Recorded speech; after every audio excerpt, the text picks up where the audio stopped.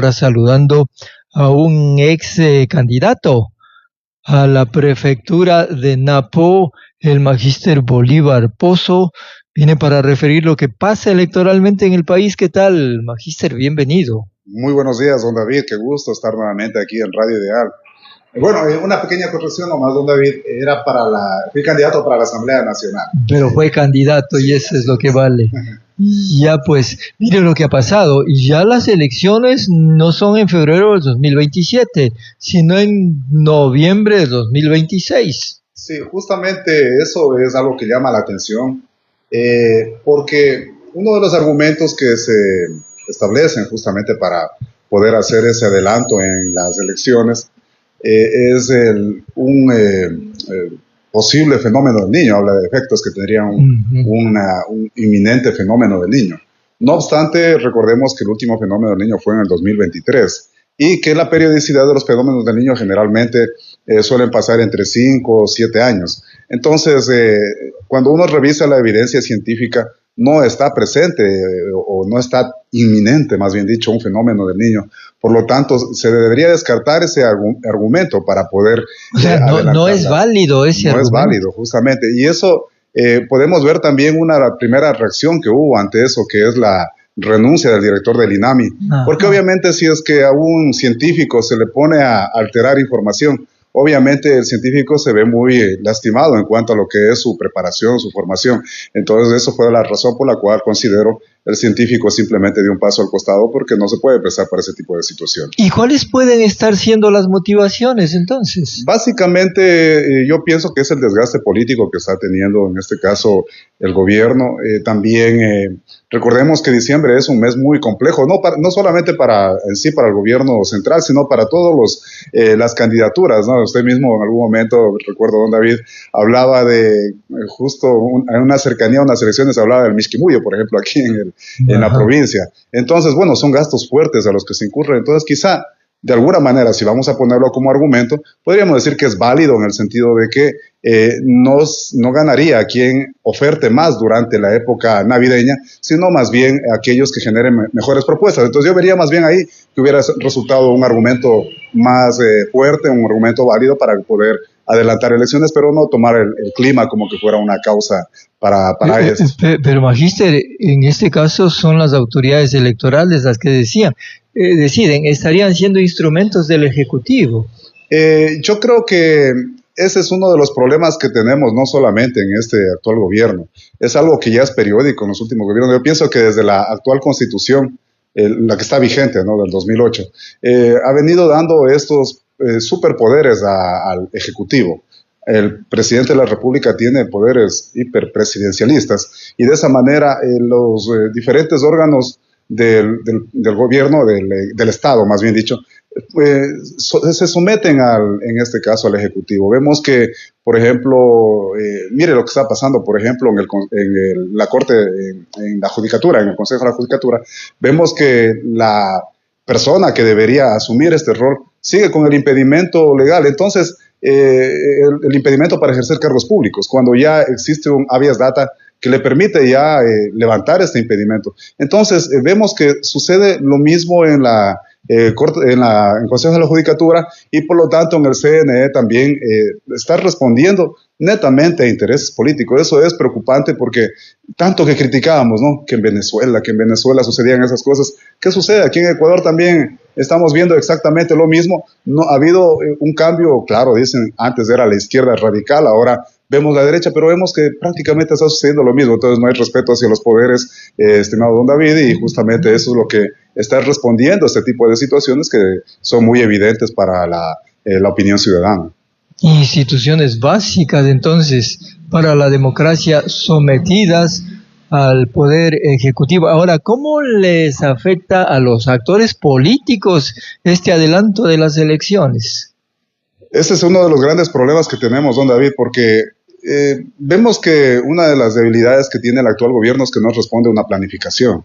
Me refiero como ejecutivo y también yo creo que el Estado mismo no está obedeciendo a una auténtica planificación, porque al haber esos adelantos abruptos genera distorsiones en todo un ecosistema, ¿no? Por ejemplo, en este caso, nosotros como actores políticos o como parte de movimientos o de partidos políticos, también nos vemos afectados en el sentido de que tenemos nuestras propias planificaciones. Vamos haciendo ya, por ejemplo, planificando asambleas, reuniones, cuando vamos a hacer las diferentes, en este caso, ir estructurando nuestras organizaciones, etcétera. Pero ahora todo se ha movido y yo diría que de alguna u otra manera, don David, ya los tiempos no serían prudentes como para poder algunas organizaciones participar en las próximas elecciones, lo cual prácticamente le sepultaría ya a muchos movimientos, muchos partidos políticos que de alguna manera no es que seamos oposición, simplemente que estamos, creo que en la voluntad, en la capacidad de poder también participar y hacer en este caso, llegar con posibilidades hacia ocupar una dignidad. Ahora, parece que esta decisión de las autoridades electorales en el país es irreversible. Además, estando en marcha un cronograma electoral, son la máxima autoridad. Así es, justamente. No entonces, va a variar. Es muy complicado lo que se está viviendo aquí en el Ecuador. Como digo, no se está respondiendo a una planificación. Eso nos mueve a todos. Recordemos, don David, que en la época de la pandemia, en el COVID, que esa sí era una época muy complicada, muy compleja. Ni así se movió el calendario electoral, dijeron que no, que así estaba establecido y que no puede moverse, pero ahora en cambio vemos que bajo un argumento no válido, que es el inminente fenómeno del Niño, se está moviendo el calendario. Ahora, ¿qué van a hacer los políticos? Deberán reajustar las agendas y este mismo día tienen que estar en otras actividades diferentes a las que tuvieron la semana anterior. Justamente, pienso que de aquí esto conlleva ya a una pérdida de espacios, una pérdida de posibilidades. Al menos de nuestra parte que estábamos ya intentando generar una asamblea para generar organización en nuestro movimiento y también luego lo que es ya las primarias, etcétera. Se ven muy afectadas, don David, y al menos como democracia sí estamos trabajando contra el tiempo. Veremos qué sucede, ¿no? Pero es posible que no se logren alcanzar los tiempos. Paralelamente, Bolívar, también las autoridades electorales están aplicando la normativa, están eliminando organizaciones políticas, Unidad Popular y Construye ya prácticamente están fuera, y no digamos lo que pasa con la RC5. Se está dirigiendo justamente en este caso, las leyes ajustando a rajatabla, sí, pero el mismo trato debería ser para todos los movimientos, ¿no? Para todos los partidos. Vemos que es un poco selectivo, están viendo más o menos a quiénes aplicar a corto plazo, a quiénes a mediano plazo, pero así como vamos, creo que al final van a quedar muy pocos partidos, muy pocos movimientos que podrán cumplir, porque nosotros representamos minorías, y esas minorías justamente son aquellas que se ven excluidas muchas veces del poder, y que de alguna manera necesitan esos espacios, ¿no? Para poder también representar a sus grupos, a sus nichos electorales, que también son válidos y también son parte de la ciudadanía, parte del electorado, y que también merecen estas representaciones. ¿Estaría ocurriendo una especie de monarquía política en el país? Yo pensaría que no se podría tal vez llegar a tal nivel, pero sí creo que esto no es tan consciente. O sea, a veces como que las decisiones se van tomando en el camino, y a veces yo pienso que también muy apegados al ChatGPT o a la inteligencia artificial. Por eso es importante que no se tome tan en consideración lo que diga la tecnología, ¿no? Hay que hacer un análisis más profundo. Entonces yo pienso que a veces entra mucho a la tecnología, y lo que diga la tecnología es a lo que responde inmediatamente el poder, y tal vez allí en algún momento llegó la necesidad de que diga esto. Sino, por otra parte, también vemos también que se apega, don David, ya haciendo un análisis más técnico, a lo que es las firmas que ha habido de las cartas de intención con el Fondo Monetario Internacional, que habla justamente de la reducción de los movimientos políticos, que habla de temas que se han ido dando. Por ejemplo, recordemos, don David, el tema de que nosotros votamos para que no haya el trabajo por horas, pero viene el Ministerio de Trabajo y con un acuerdo ministerial ya está puesto de alguna manera una especie de trabajo por horas. Entonces, todo eso está en la carta de intención con el Fondo Monetario Internacional, y en este caso no hay ese respeto, digamos, hacia la voluntad popular, la voluntad del pueblo. Eso nos preocupa, eso nos genera de alguna manera esta situación en la cual nos sentimos que la voluntad del pueblo no está generando este cambio en la estructura de poder. Por ejemplo, don David, una cosa que me parece, por ejemplo, preocupante, ¿no? Aquí mismo en estos micrófonos, algún dirigente de un movimiento político decía que un candidato o un precandidato X había hecho campaña en contra de la consulta popular y por esa razón estaba vetado de participar en sus posibles candidaturas para las próximas elecciones.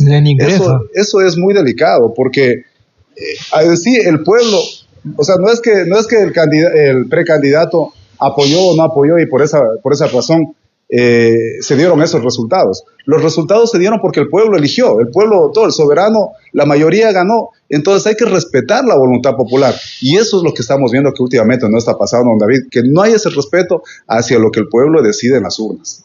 Ahora, la situación particular de la RC5 sí que es particular. Bueno, la RC5, como vemos, es no tengo ningún tipo de... Incluso usted sabe muy bien, don David, cuál ha sido mi postura. Claro, pero podemos observar lo que les acontece. Sí. Justamente eso mi comentario, que lo que vemos con la RC5 ya es algo dirigido. O sea, como vemos que es la primera oposición que tiene, no podría decir la primera fuerza, ellos sabrán medirse, pero sí es la primera oposición que tiene, en este caso, el partido político actual que está en el gobierno. Entonces, hay que de alguna manera frenarlos, ¿no? Según lo que estamos viendo. Entonces hay que utilizar todas las estrategias legales, estrategias técnicas, y ahí es donde que está actuando, en este caso, los ministerios, están actuando las diferentes instancias del Estado, trabajando coordinadamente justamente para cometer, no diría que ilegalidades, pero sí, en este caso, llegando al filo del reglamento, con tal de dejar afuera no solamente RC5, sino a otros movimientos también que tenemos representación, David.